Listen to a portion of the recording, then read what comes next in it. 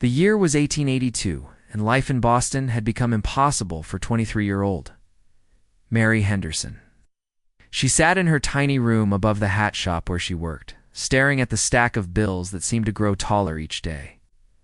Her father had been gone for 3 months now, taken by the fever that swept through the city that winter. What he left behind wasn't much, just debts and more debts. Mary's fingers were raw from endless hours of sewing. 14 hours a day, 6 days a week.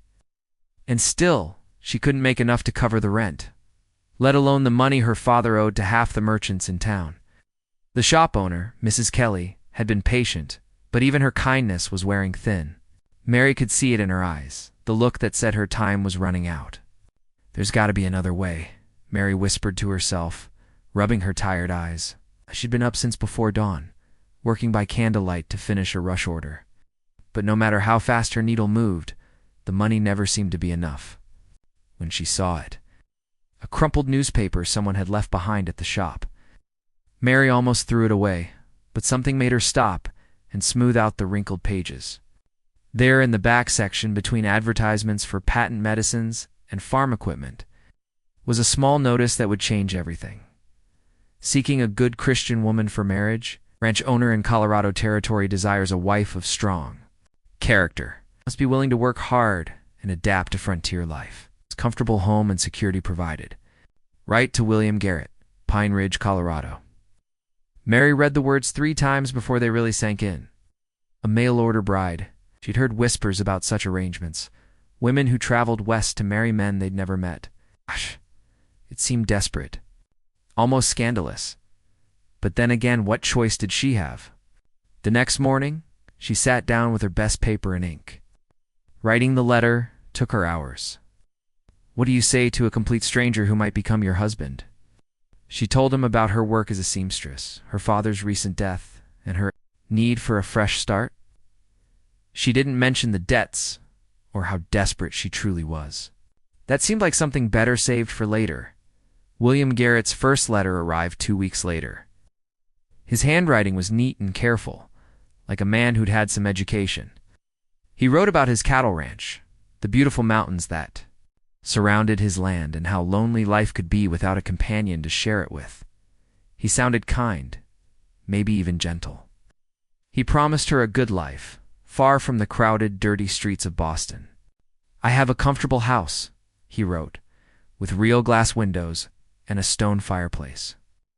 There's a garden where you could grow vegetables, and the nearest town isn't too far for supplies. I'm not a young man anymore, 38 years old. But I work hard, and I treat people fairly. I believe in the good book and try to live by its teachings." Mary found herself smiling as she read his words. Here was a man offering her exactly what she needed: security, a home, and a chance to start over. Wrote back immediately, telling him more about herself and asking about life in Colorado. His second letter came even faster than the first. William seemed eager to move forward with their arrangement. He sent money for her train ticket, more money than Mary had seen in months. Along with it came a detailed letter about the journey west and what she should bring. He warned her about the long trip and the rough conditions she'd face. But he also painted pictures of wide-open spaces and clean mountain air that made her heart race with excitement. "Pack light," he advised. "Bring your sewing things and any personal items that matter to you. But remember that everything out here is different from city life. The mountains are beautiful, but they're also wild. A woman needs to be strong too. Make it in this country."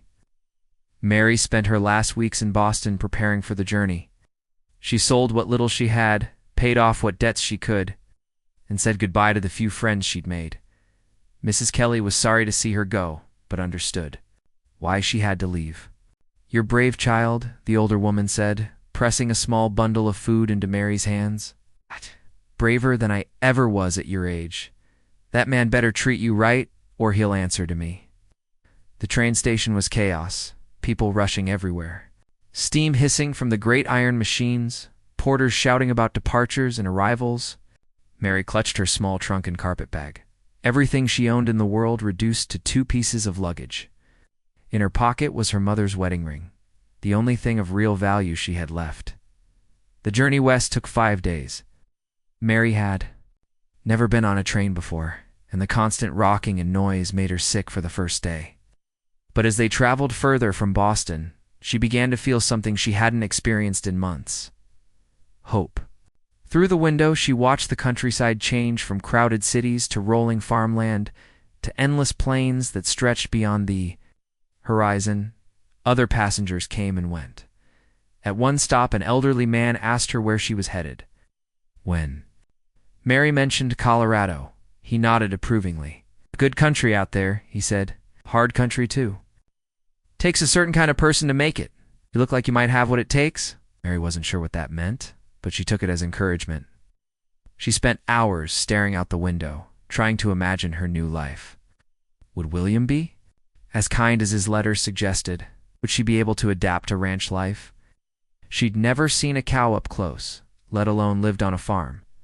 As the train climbed higher into the mountains, Mary pressed her face to the glass in wonder.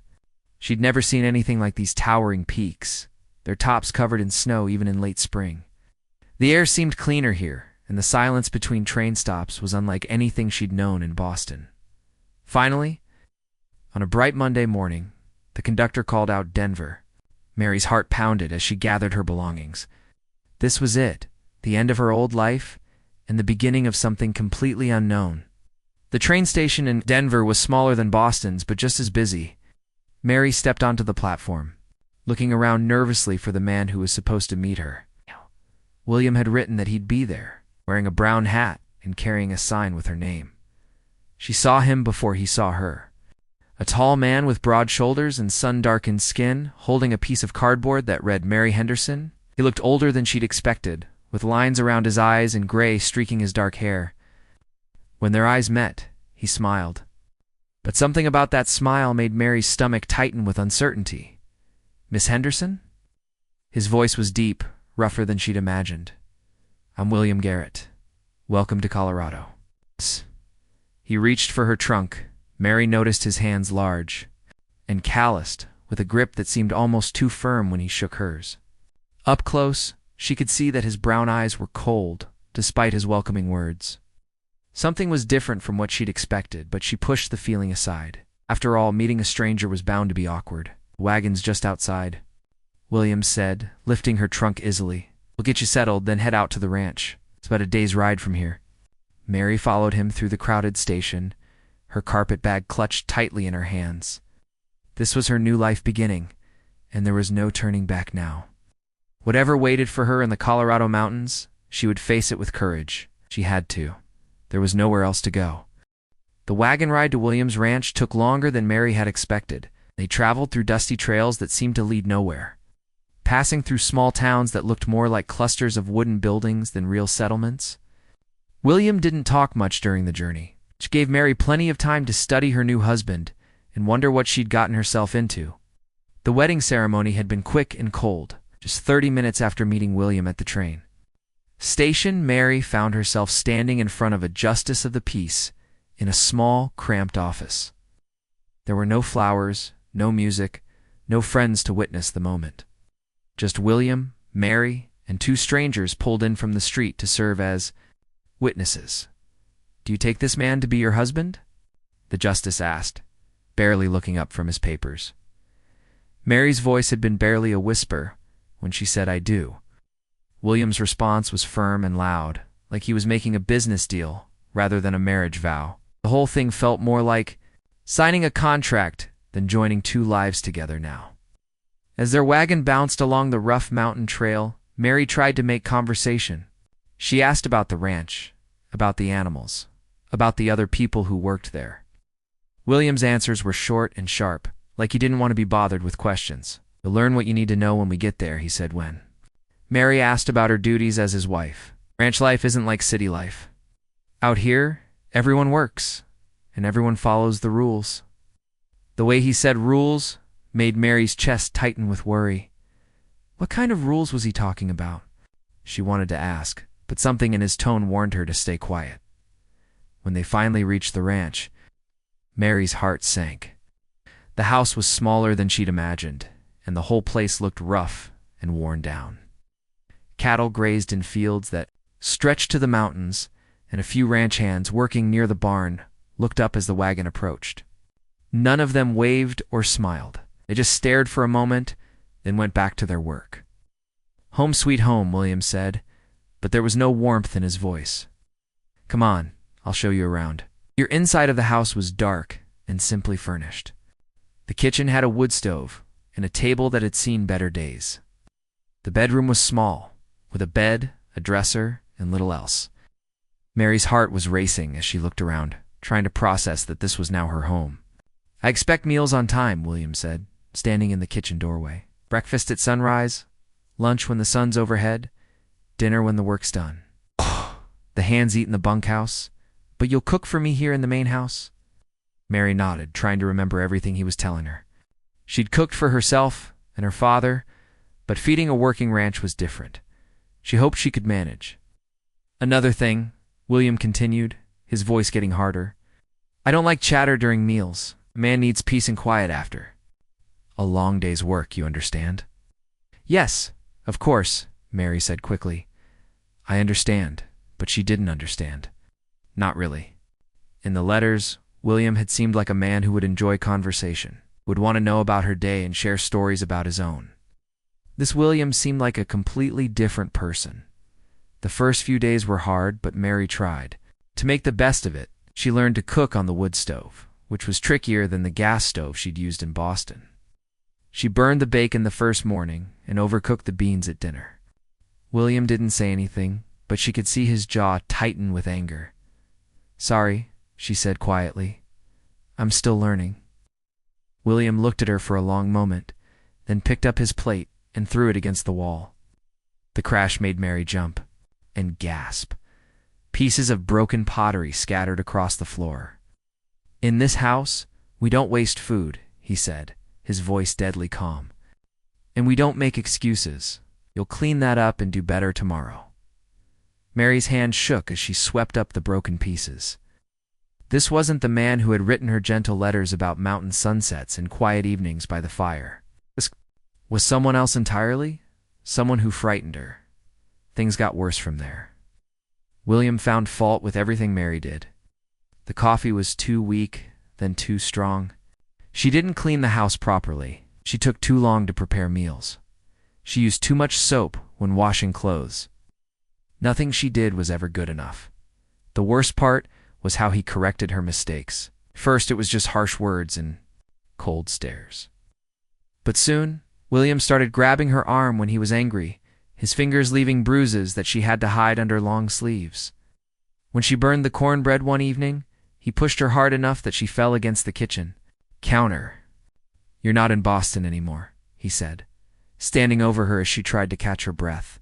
"Out here." "A woman needs to learn her place." Mary wanted to fight back, wanted to tell him that this wasn't what he'd promised in his letters. But she was trapped. She had no money, no way to get back to Boston, and nowhere else to go. The nearest town was a day's ride through dangerous mountain passes. She was completely alone. The ranch hands pretended not to notice what was happening. When Mary appeared with a black eye after William corrected her for dropping a bowl, the men just looked away. They needed their jobs, and everyone knew that William Garrett had a temper. Smart people stayed out of his way. Mary began to understand that she wasn't the first woman to find herself in this situation. One day, while cleaning the bedroom, she found a small wooden box hidden under loose floorboards. Inside were letters, and a diary that belonged to someone named Alina Rodriguez. The diary told a story that made Mary's blood run cold. Alina had been William's previous wife. She'd come from New Mexico, also answering a mail-order bride advertisement. Her diary entries started hopeful, just like Mary's own feelings had been. But as the weeks passed, Elena's writing became frightened and desperate. "He is not the man." He claimed to be one entry read, becomes angry over the smallest things. "Yesterday he hit me because I hummed while doing the dishes. He said I was making too much noise." Oh. Mary's hands trembled as she read entry after entry describing the same kind of treatment she was experiencing. Alina wrote about being locked in the house when William left for town, about having to ask permission to go outside, about the fear that never left her. The final entry was dated just 6 months ago. I cannot take much more of this, Elena had written. He grows more violent each day. I fear for my life. If something happens to me, I want someone to know the truth about William Garrett. He is not a good man. He is dangerous. Mary quickly put the diary back and replaced the floorboards, but her mind was racing. What had happened to Elena? Had never mentioned a previous wife. Mary had asked about the women's clothing she'd found in the dresser. He'd simply said they belonged to his deceased sister. That evening, Mary tried to ask casual questions about the ranch's history. Had William always lived alone? Had he ever been married before?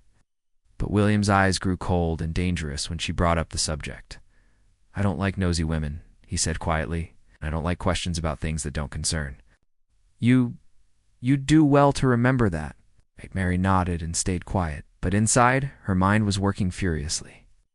She was beginning to understand that Elena hadn't left the ranch by choice, and if she didn't find a way to escape, she might end up facing the same fate. The mountains that had seemed so beautiful during her train journey now felt like prison walls. Winter was coming, and with it, the snow that would make travel impossible. If Mary was going to find a way out of this nightmare, she had to act soon. But how could she escape from a place where she was watched constantly and had nowhere to run? As she lay in bed that night, listening to William's heavy breathing beside her, Mary made a silent promise to herself. She would find a way to survive this. She would find a way to escape. And she would make sure that William Garrett never had the chance to hurt another woman the way he had hurt her and Elena. Mary knew her chance would come eventually.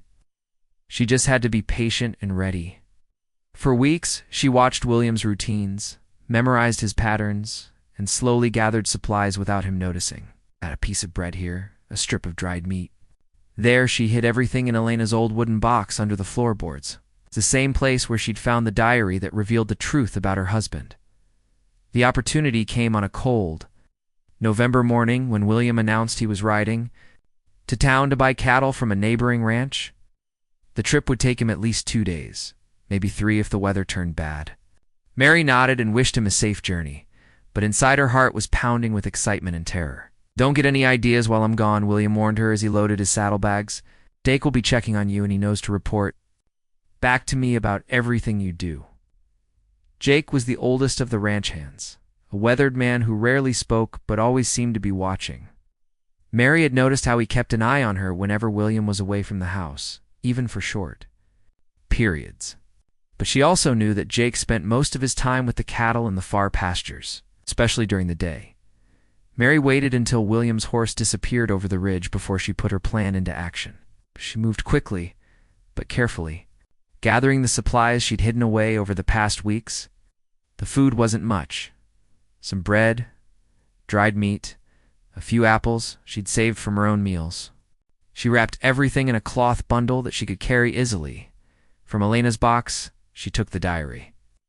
If something happened to her, maybe someone would find it and learn the truth about William Garrett. She also took her mother's wedding ring, the only thing of value she had left. It might be useful for trading if she made it to civilization. Mary had studied the mountains from her kitchen window every day for months. She knew that heading east would take her back toward Denver, but that route went right through town, where William might look for her first. Instead, she decided to go north, following the river valley that led deeper into the wilderness. It was more dangerous, but it might give her a better chance of staying hidden. She dressed in the warmest clothes she had. Elena's old wool coat, thick stockings, and her sturdiest boots. The coat was a bit too small, but it would have to do. Mary looked around the house one last time. At the kitchen where she'd learned to fear the sound of William's footsteps. At the bedroom where she'd spent so many sleepless nights planning this moment. I'm never coming back here, she whispered to herself, then stepped out into the cold morning air. The first few hours of walking felt like freedom. Mary followed the river upstream, staying close to the water because she knew it would lead her away from the ranch. The mountains rose up on both sides of the valley, covered with pine trees that smelled clean and fresh. For the first time in months, Mary felt like she could breathe properly. But as the day wore on, the reality of her situation began to sink in. The mountain air was thin, and she found herself getting tired more quickly than expected. Her feet started to hurt in her boots, which weren't really made for long-distance walking. And despite her warm clothes, the cold seemed to seep through everything. By afternoon, snow began to fall. At first it was just a few flakes drifting down from the gray sky, but soon it was coming down steadily, covering the ground and making it harder to see the path ahead.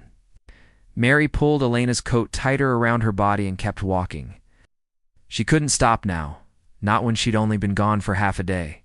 As darkness fell, Mary realized she needed to find shelter for the night.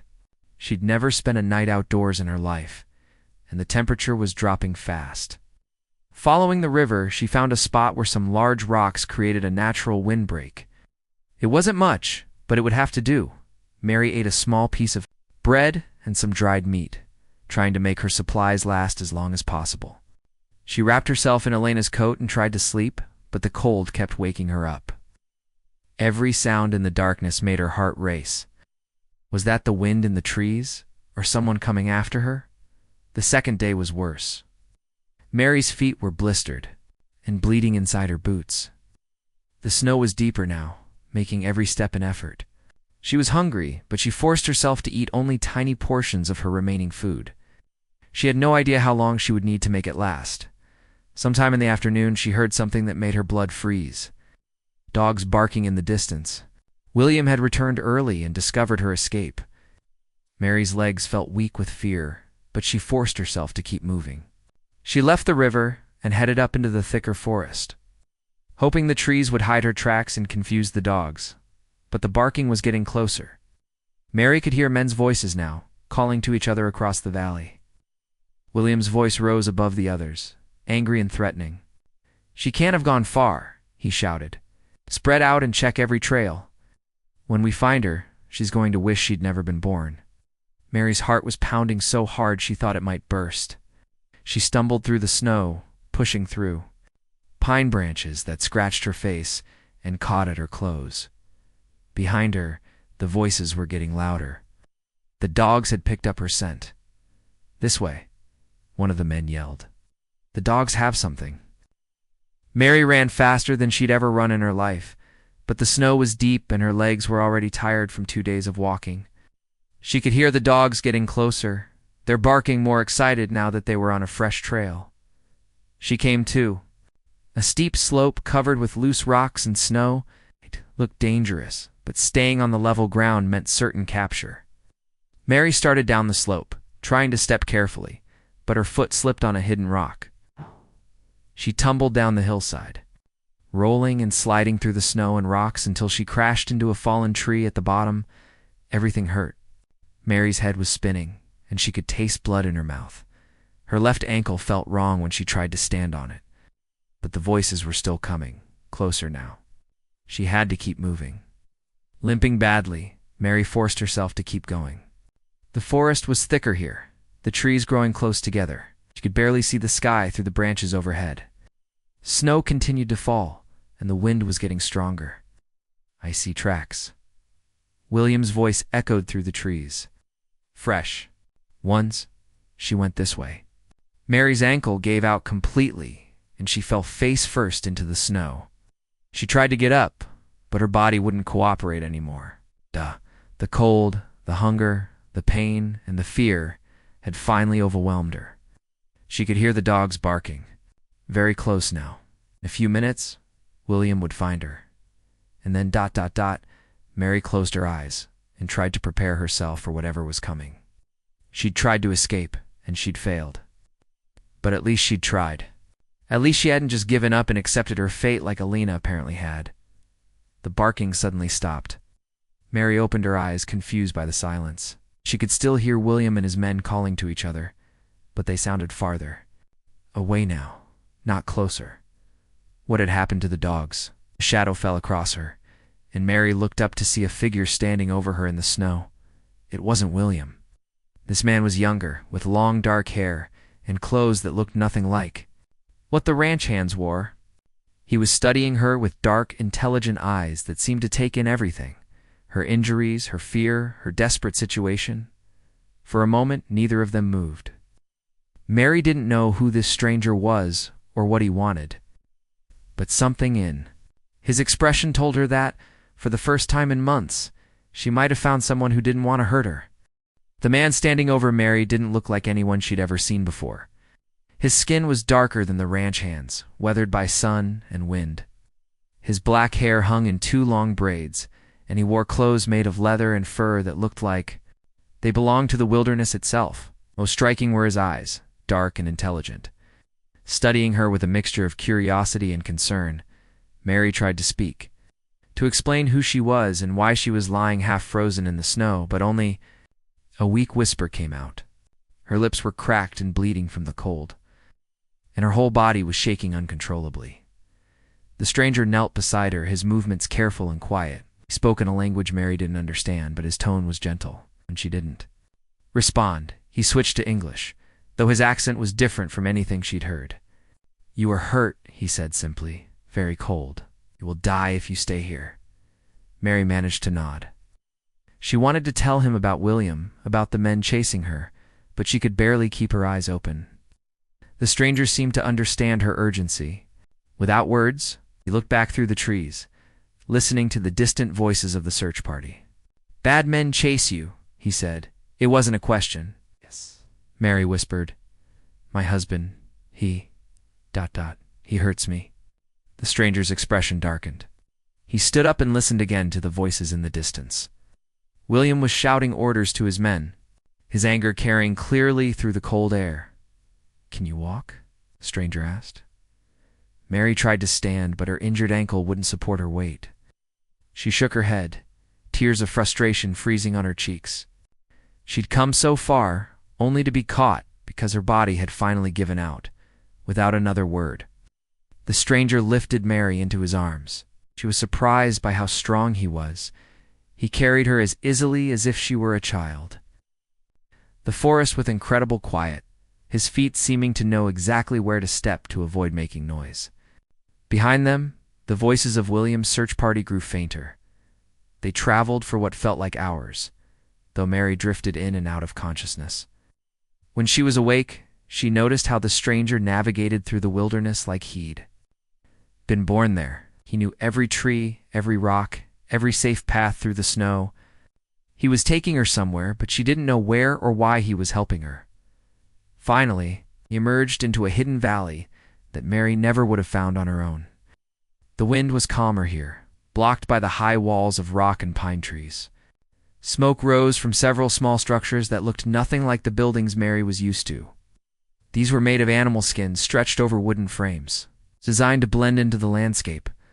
Other people emerged from the structures as they approached. Men, women, and children, all with the same dark hair and weathered faces as the man who'd found her. They spoke in that same unfamiliar language, their voices concerned but not unfriendly. An older woman with gray-streaked hair came forward. She looked at Mary with sharp, intelligent eyes. Taking in her injuries and exhausted condition, she spoke. To the man who'd carried Mary, and though Mary couldn't understand the words, she could tell they were discussing what to do with her. The woman made a decision and gestured toward one of the larger structures. The man carried Mary inside, where it was blissfully warm. A fire burned in the center of the space, and the air smelled of herbs and cooking food. Mary was placed on a bed of soft furs, warmer and more comfortable than anything she'd known in months. More people gathered around her. The older woman examined Mary's injuries with gentle, practiced hands. She cleaned the cuts on Mary's face and hands, wrapped her swollen ankle, and gave her warm broth to drink. Mary had never tasted anything so wonderful in her life. "Thank you," Mary whispered, looking around at the faces surrounding her. "Thank you for helping me." The older woman smiled and spoke to the man who'd found Mary. He translated her words. "She says you are safe now. She asks why the bad men chase you." Mary told her story as best she could, with the man translating for the others. She explained about the mail-order-bride arrangement, about William's cruelty, about finding Elena's diary and realizing she wasn't the first woman to suffer at his hands. As she spoke, she saw anger flash in several faces around the circle. The Older woman spoke again, her voice firm and decisive. She says no man should hurt his woman like this, the translator explained. She says you can stay with us until you are strong again. Mary felt tears of relief flowing down her cheeks. For months, she'd been alone with her fear and pain. Now, for the first time since leaving Boston, she felt truly safe. Over the next few days, Mary learned more about the people who'd rescued her. They were Lakota, part of a small band that lived in the mountains during the winter months. The man who'd found her was called Running Wolf, and he was the grandson of the tribal leader, an elderly man named White Eagle. The older woman who'd tended to Mary's injuries was called Singing Bird. She was a healer and the wife of White Eagle. Through Running Wolf's translation, Mary learned that the tribe had been watching William's ranch for some time. They knew about his violent nature and had seen other women come and go over the years. Alina, Mary said when Running Wolf mentioned the previous women. What happened to Alina? Running Wolf's expression grew sad. He spoke to White Eagle, who nodded gravely before responding. She tried to escape in the deep winter. Running Wolf translated. We found her, but it was too late. The cold had taken her. We buried her in the mountains, away from the bad man who hurt her. Mary closed her eyes, grieving for the woman she'd never met, but whose diary had saved her life. Elena's words had warned Mary of the danger and given her the courage to escape. Before it was too late, as Mary recovered, she began to learn about the way of life in the Lakota camp. The women taught her how to make clothes from animal skins, how to preserve meat for the winter, how to find edible plants even in the snow. Mary shared her own skills in return, showing them stitches and sewing techniques she'd learned in Boston. Running Wolf became her closest friend and teacher. He was patient with her questions and helped her understand the customs of his people. Mary found herself drawn to his quiet strength and the way he treated everyone with respect, so different from William's cruel dominance. But their peace couldn't last forever.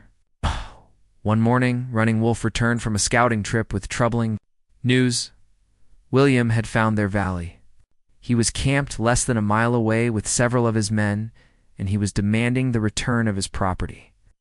He says he will attack our camp if we do not give you to him, Running Wolf told Mary, his face grim. He brings guns and threatens war. Mary felt her blood turn to ice. Even here, in this hidden sanctuary, William's violence was reaching for her. She looked around at the people who'd saved her life, at the children playing by the fire, at the elders who'd welcomed her with such kindness. I won't let him hurt you because of me, Mary said, standing up despite her still tender ankle. Go back with him. No, Running Wolf said firmly. You will not go back to die. White Eagle spoke, his voice carrying the authority of years and wisdom. Running Wolf translated his words. My grandfather says this bad man has caused enough pain. He says it is time for the hunter to become the hunted. Mary didn't understand what he meant, but she could see the determination in the faces around her. These people had accepted her as one of their own, and they would protect her with their lives. For the first time since her nightmare began, Mary felt like she might actually survive. But she also knew that the final confrontation with William was coming, and only one of them would walk away from it. The morning air was crisp and cold when William Garrett rode into the valley with 3 of his ranch hands. Mary watched from inside, Singing Bird's lodge, her heart pounding as she recognized the man who had made her life a nightmare. Even from a distance, she could see the rage in his posture. The way he sat rigid in his saddle like a man barely controlling his fury. White Eagle walked out to meet them, flanked by Running Wolf and several other warriors. The old chief moved with dignity, showing no fear despite being outnumbered by men with guns. His calm presence seemed to fill the entire valley. You're harboring my wife, William called out, his voice echoing off the canyon walls. I want her back now. White Eagle spoke in his own language, his words measured and strong. Wolf translated for William.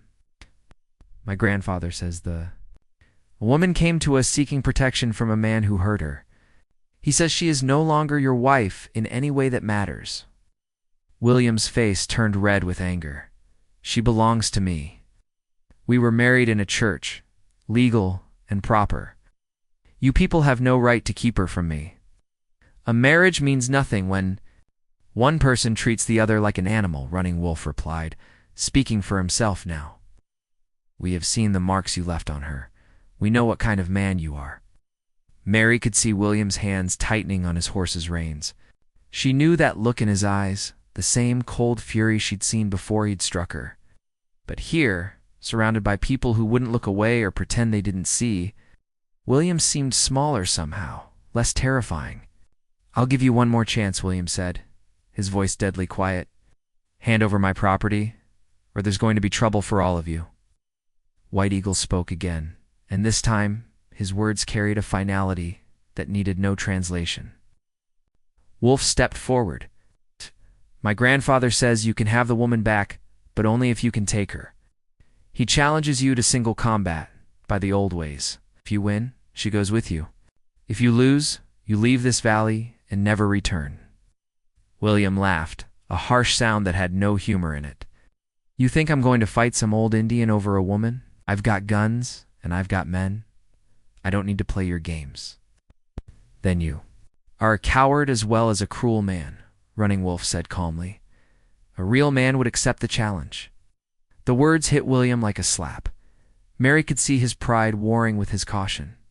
He looked around at the Lakota warriors at the camp, where families went about their daily lives at the mountains that surrounded them all.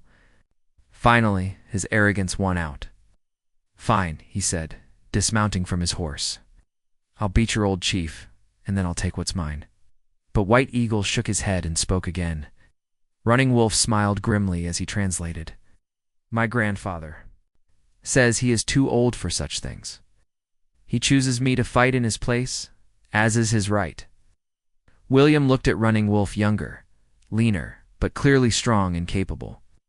For a moment Mary thought William might back down, but his pride wouldn't. Let him admit weakness in front of his own men. What weapons? William asked. No guns, Running Wolf replied. Knives only. The way warriors have always settled such matters. William nodded and drew a large hunting knife from his belt. Running Wolf pulled out a smaller blade, one that looked like it had been crafted by hand. The two men faced each other in the center of the camp as everyone gathered in a circle around them.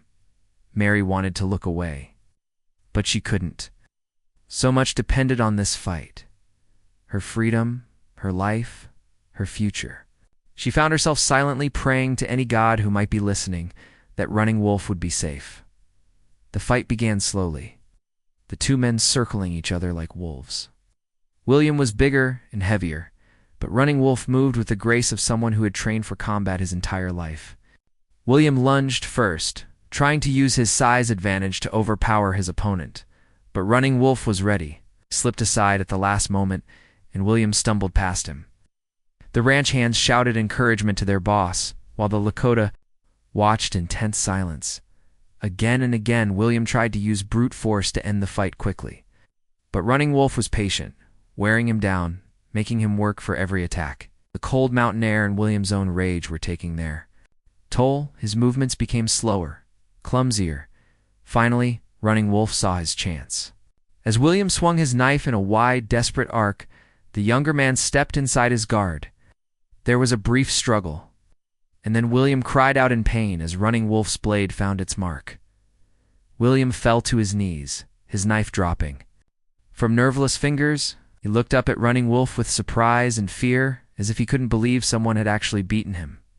It's over, Running Wolf said simply. You have lost. But William wasn't done yet. As Running Wolf stepped back, thinking the fight was finished, William pulled a small pistol from his boot. He aimed it not at Running Wolf, but at Mary, who was standing at the edge of the circle. If I can't have her, nobody can, he screamed. Gunshot echoed through the valley like thunder. But it was William who fell, not Mary. Running Wolf had thrown himself between them, taking the bullet meant for her.